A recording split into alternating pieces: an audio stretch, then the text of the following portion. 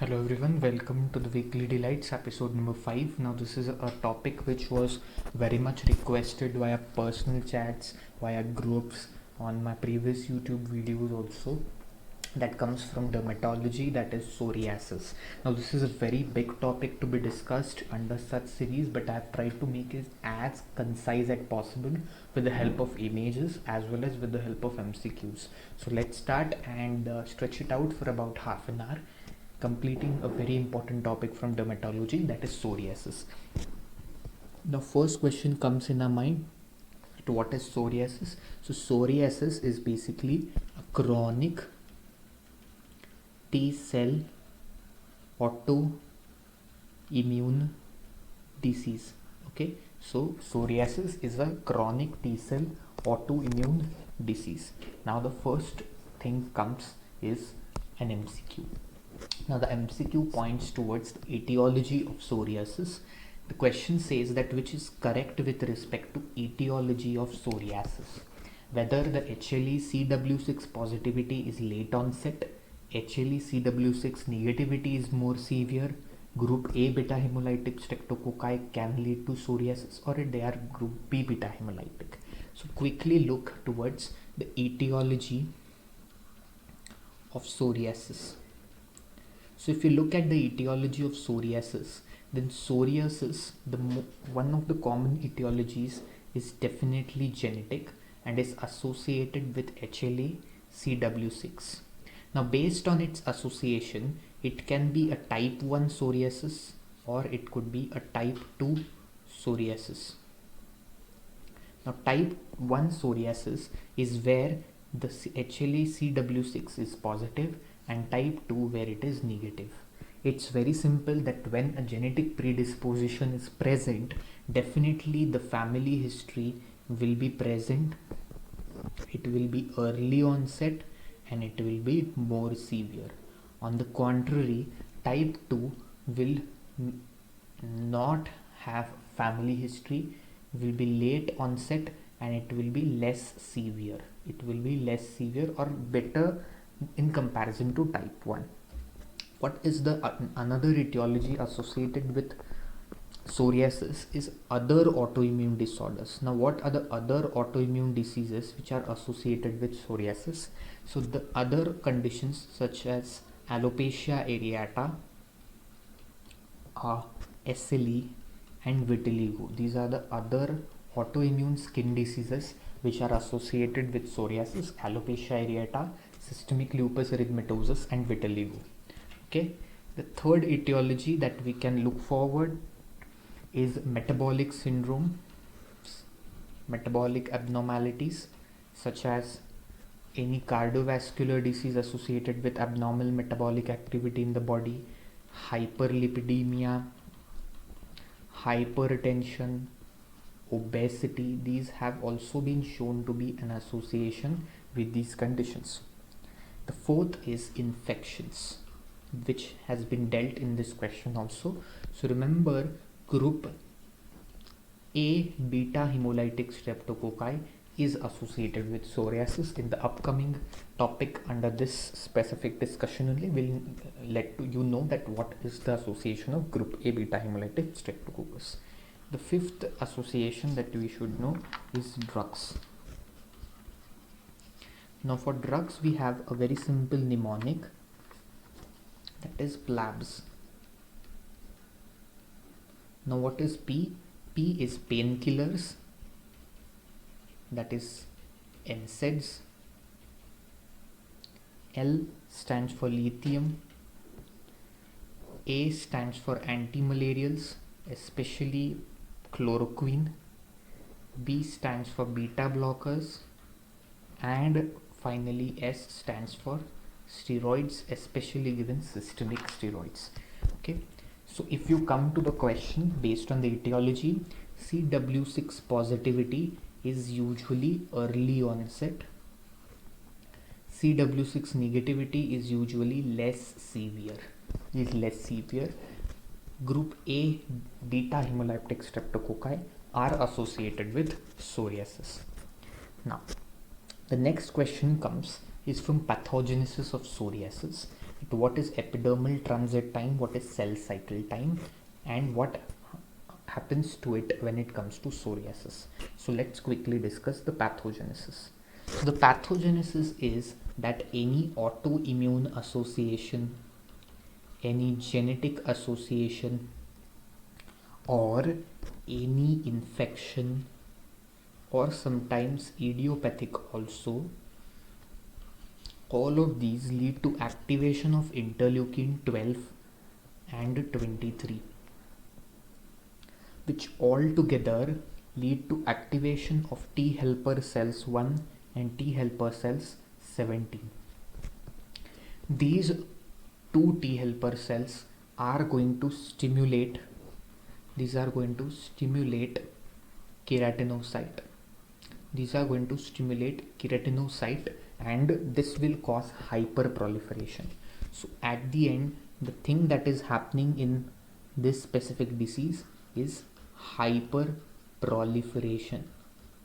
Understood? So any condition that is inducing an auto-inflammatory response because of cytokine 12 and 23 activating T helper cells 1 and 17, causing keratinocyte activation, leading to hyperproliferation. So basically what happens is that if you see a normal skin, you are having the basal layer, which is stratum basale. After that, one by one layer we come upwards, and finally we reach a layer that is stratum corneum. Multiple layers in between: stratum basal, stratum spinosum, stratum granulosum, stratum lucidum, and finally stratum corneum. Basically what happens is that the basal cells are highly columnar tall, whereas the stratum corneum layer cells are very flat. So as they go above, the cells of columnar, they divide, and finally they reach above in the corneum layer to become flat. This is what is the process of normal keratinization. This is what is the process of normal keratinization. Whenever there will be hyperproliferation because of etiology, so the discussed pathogenesis is causing hyperproliferation, right? This hyperproliferation will increase this epidermal transit time. So the time taken for the basal keratinocyte to divide and reach and form a flat pycnotic cell in the stratum corneum, this is called epidermal transit time. Now normally the epidermal transit time normally is roughly around 4 to 6 weeks, whereas in psoriasis, because of hyperproliferation, the epidermal transit time becomes about 4 days. This is an important question. And the cell cycle time, if you check the cell cycle time in all for a division, normally is 311 hours, that is 311 hours, whereas in psoriasis this becomes just 36 hours. Again an important question. So this is what this question given to us deals with: the epidermal transit time and the cell cycle time in psoriasis. The epidermal transit time in psoriasis becomes 4 days, whereas the cell cycle time becomes 36 hours. 36 hours. So that is what is this question dealing with.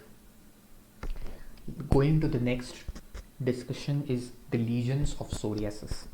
If you look at a very typical lesion of a psoriasis, is that because of the cytokine response, the prostaglandins are released. These prostaglandins cause peripheral vasoconstriction.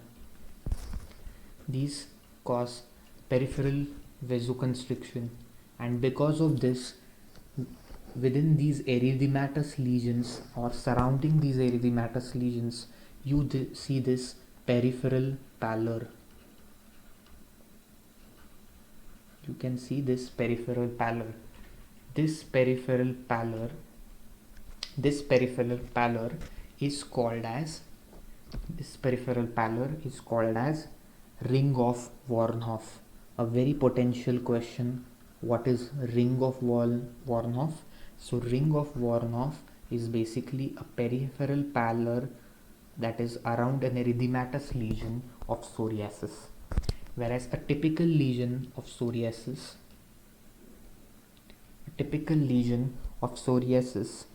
tends to occur as a well-defined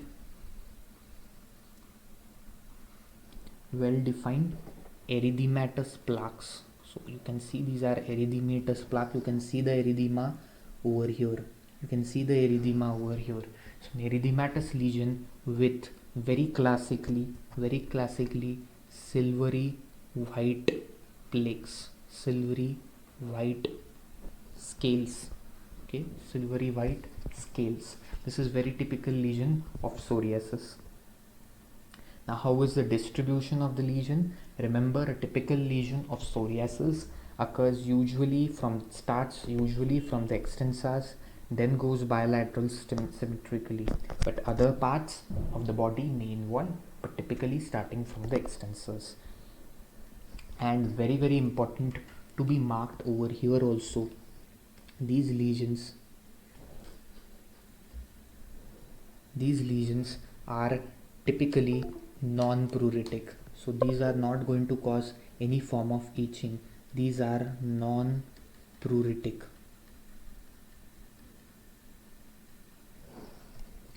Next, we have to see certain clinical signs associated with this disease. So you perform a test called as Gratach test. Now what is this Gratach test is that you are going to scratch the lesion with a glass slide. When you scratch a lesion with a glass slide, you can get 4 different observations. First observation that you can get is increased in scaling. That silvery white scaling which we saw, this could increase, and this is called as Gratach sign. Secondly, the scales may come out, and this is called as candle grease sign. It's called candle grease sign. If the scales come out, you will get a thin white membrane underneath. This thin white membrane is called as Berkeley's membrane. Okay, so if you try to scratch the lesion with a glass slide, one thing that can happen is that the scaling may increase, that is called Gratach sign. The scales may come out, that is called candle grease sign, and once you remove the scale, a thin membrane will appear which is called Berkeley's membrane, and you will observe these pinpoint hemorrhages. This pinpoint hemorrhages which you can see are because of the vasodilatation that has occurred, that is just beneath that. Some amount of vasodilatation will be occurring simultaneously in the lesion beneath, and that is why when you scrape it out, you will see pinpoint bleeds, and this is called Auspitz sign.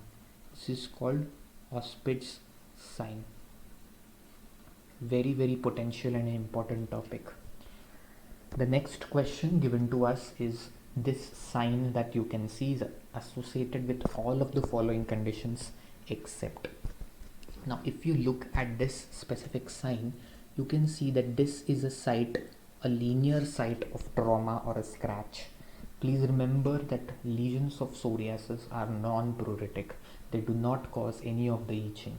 But here you can see that the patient has scratched on any irrespective area of the body. Looking at it, it looks like a flexor of an arm, but you can see that along this site of trauma, you are seeing typical lesions of psoriasis or typical lesions of any disease along the site of trauma. This is called isomorphism.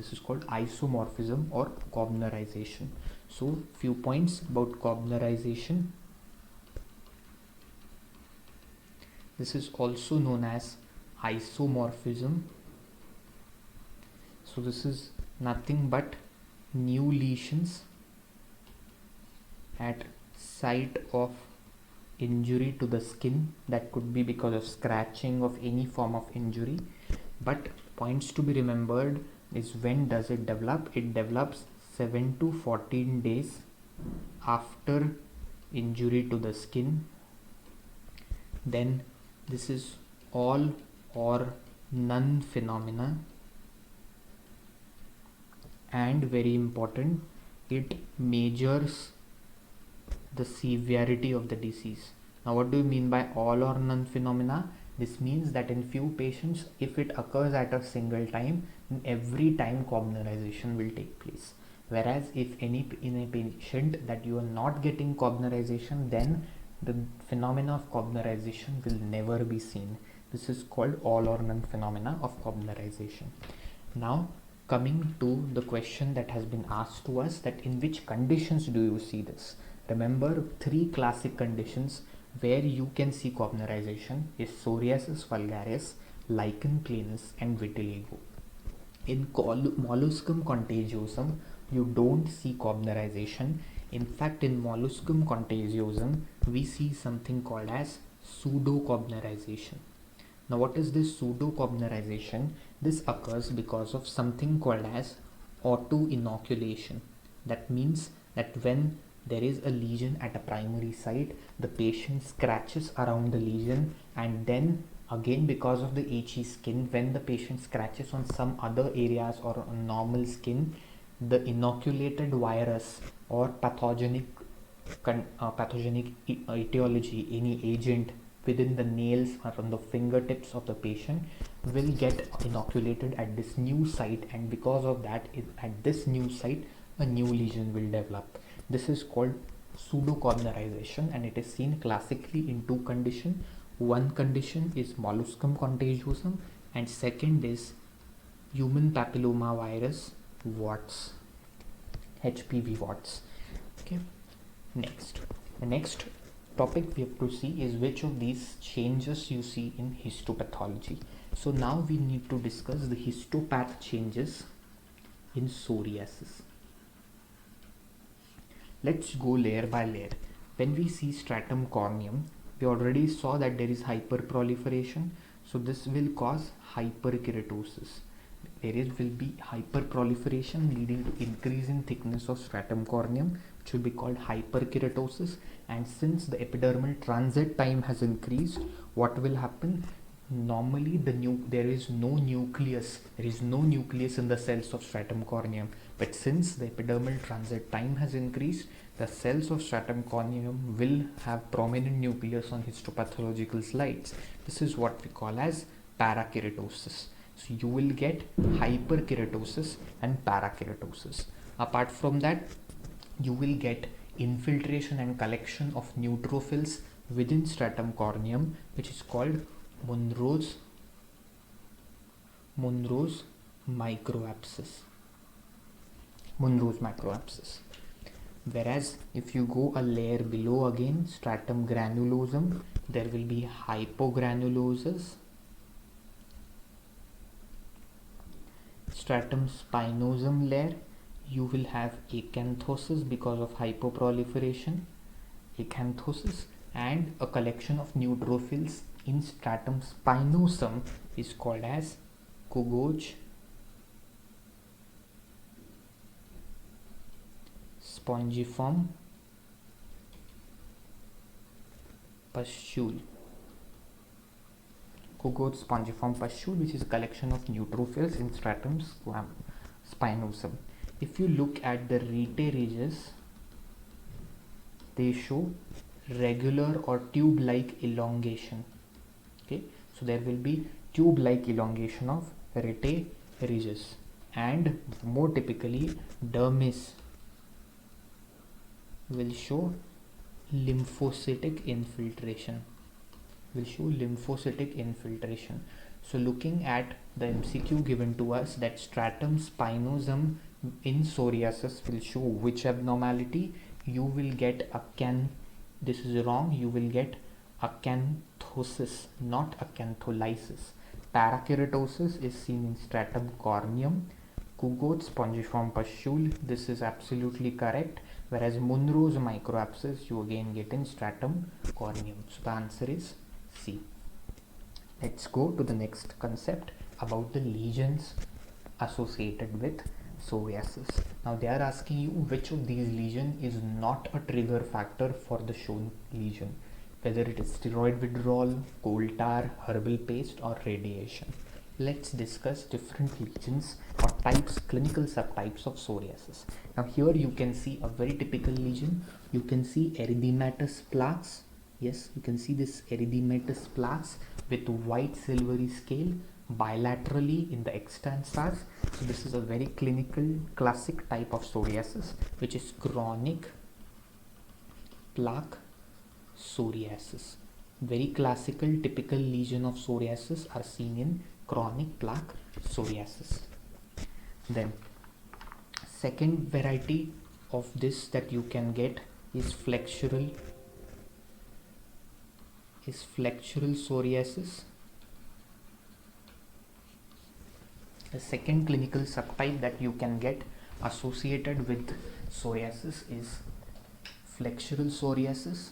Now what is flexural psoriasis? This is also called as inverse psoriasis. This is also called as inverse psoriasis. That means everything will be ulta. You will get a lesion which will be bilateral, will be seen in flexures, and very classic and important point to be remembered that there will be minimal scaling. Minimum or no scaling will be there. And why there is minimum or no scaling? Because flexures have more moisture, have high amount of moisture, and that's why flexural psoriasis, the lesions will be erythematous plaques bilaterally on the flexures, but minimal or sometimes no scaling also. Then this, now here this will be a very characteristic history that an infection of group A beta hemolytic streptococcus associated with the lesion, and you will see multiple psoriatic lesions, especially on the trunk. You can see multiple small to large raindrop like lesions throughout the body, especially starting from the trunk and associated with group A beta hemolytic streptococcus. This is another clinical subtype which is called guttate psoriasis. This is called guttate psoriasis. Next, you can see that this is a lesion at scalp. You will have psoriatic lesion at scalp, but very characteristically there will be no alopecia. You cannot see any alopecia in this patient. No hair loss, nothing, no alopecia at all. So no alopecia and psoriatic lesion of scalp. This is a very classic scalp psoriasis. This is scalp psoriasis, and this is also known as pityriasis amiantaceae. This is also called as pityriasis amiantaceae. Next I can show you erythematous lesion which is relatively non-pruritic, looks like a psoriatic lesion, some papules, some amount of scaling, but multiple pustules. So you can see sterile pustules which are multiple, and you get an appearance which looks like a lake of pus. You can see multiple small pustules, some of them fusing to form lake of pus on a erythematous base. This is called pustular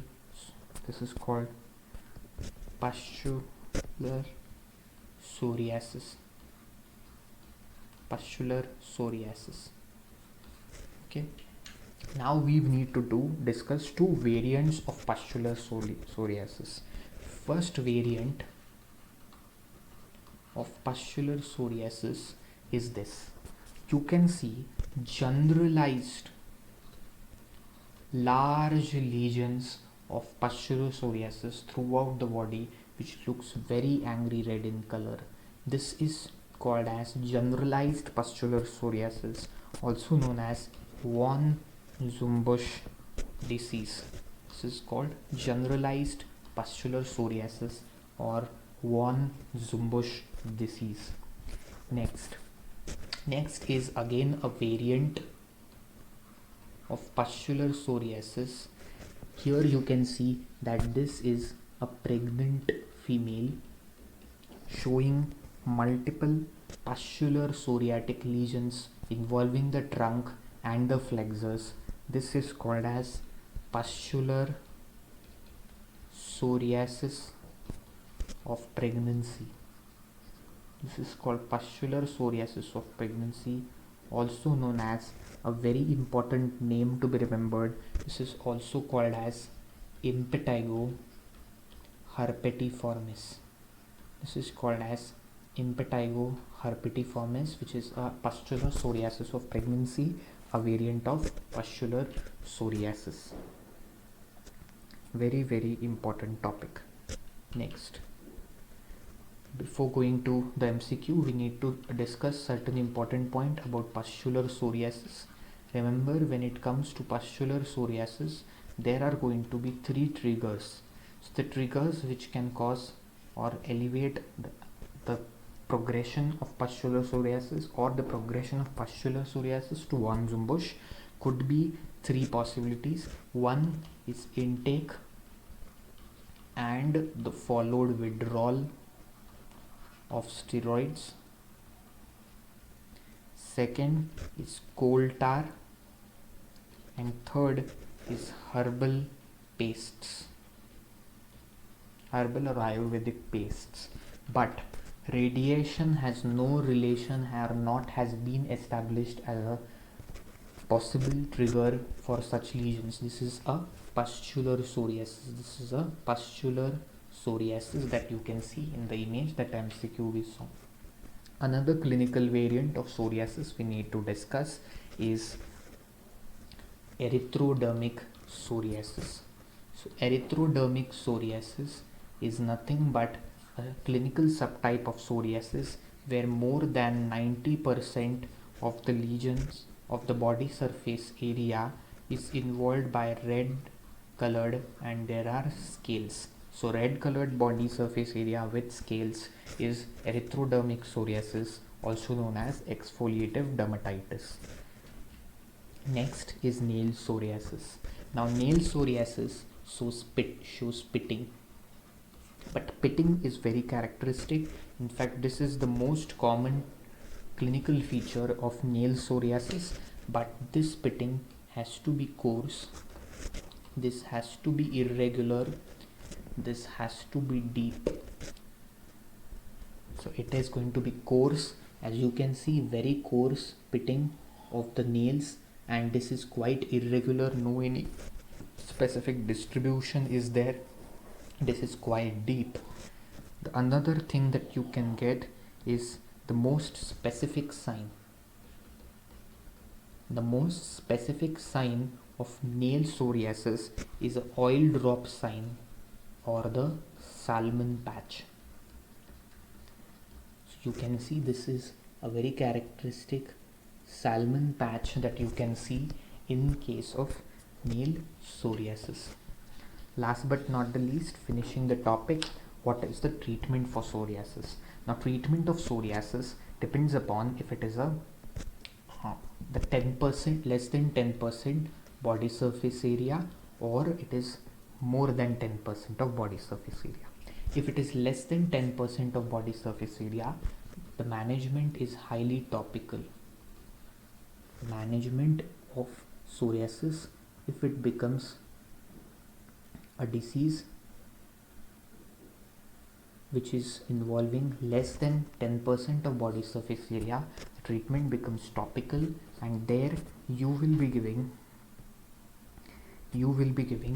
emollients, topical emollients, that is moisturizers. You can give topical steroids, but remember, systemic not to be given usually. Okay, These are what you are going to do. And also we can give vitamin D3, vitamin A topically, because these are going to cause normalization or keratinization process. Okay, if it is more than 10% of body surface area, you can give systemic therapy, which will involve the drug of choice for usual more commoner ones of psoriasis, that is chronic plaque psoriasis, erythrodermic, psoriatic arthritis. You are going to give methotrexate, which is the drug of choice. But in certain conditions, other agents such as acitretin,